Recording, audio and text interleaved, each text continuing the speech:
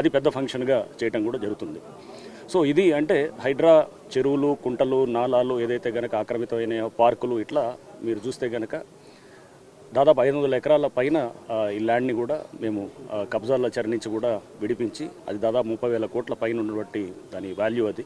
ఇంతేకాకుండా ఈ చెరువుల్ని కూడా మనం ఇప్పుడు ఏదైతే మేము 6 చెరువులు హైడ్రా ఆధ్వర్యంలో చేస్తున్నామో ఈ 6 చెరువుల్లో కూడా ఇంతకుముందు ఏరియా కన్నా డబల్ చేసి దాదాపు ఇదే 75 ఎకరాల పైన అంటే దాన్ని మీరు చూస్తే కనుక దాంట్లో హోల్డ్ చేసే వాటర్ వచ్చేసి 300 మిలియన్ లీటర్ల వాటర్ ఉంటుంది అనమాట. అంటే 30 కోట్ల లీటర్ల వాటరు ఏదైతే రోడ్ల మీద ఉండేటువంటి వాటరో లేకపోతే వృధాగా మూసిలోకి వెళ్ళేటువంటి వాటరో ఇప్పుడు చెరువుల్లోకి వస్తుంది అనమాట.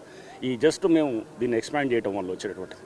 బట్ ఈ 6 చెరువుల ద్వారా మీరు చూస్తే కనుక పెద్ద ఎత్తున కూడా ఈ ఫ్లడ్ మేనేజ్మెంట్ని అండ్ అట్లానే డ్రింకింగ్ వాటర్ ఇష్యూస్ని కూడా ముందు అడ్రస్ చేయడానికి అండ్ ఇక్కడ ఇది ఒక మంచి ఆహ్లాదకర వాతావరణంలో ఇక్కడ పార్కులు తయారు చేసేయటం, ఇక్కడ వచ్చేటటువంటి ఈ పక్కన కాలనీస్లో ఉన్నటువంటి పిల్లలు లేకపోతే వీళ్ళంతా ఉన్నటువంటి పెద్దవాళ్ళు అందరూ కూడా దీన్ని పార్క్ని, ప్లే ఏరియాస్ని అన్నీ వాడుకుంటూ ఇదొక అంటే ఎవరో అన్యక్రాంతం కాకుండా దీని అన్నింటినీ కూడా ఈ కమ్యూనిటీ అసెట్స్. అందుకోసం మేము ఈరోజు ఇక్కడ ఉన్నటువంటి చుట్టుపక్కల స్కూల్స్ని వీళ్ళ బస్తీల్లో ఉన్నటువంటి వాళ్ళని, కాలనీ వాళ్ళని, ఎందుకంటే ఇది వాళ్ళ అసెట్స్, ఇది వాళ్ళు సేఫ్ గార్డ్ చేసుకోవాలి ముందు.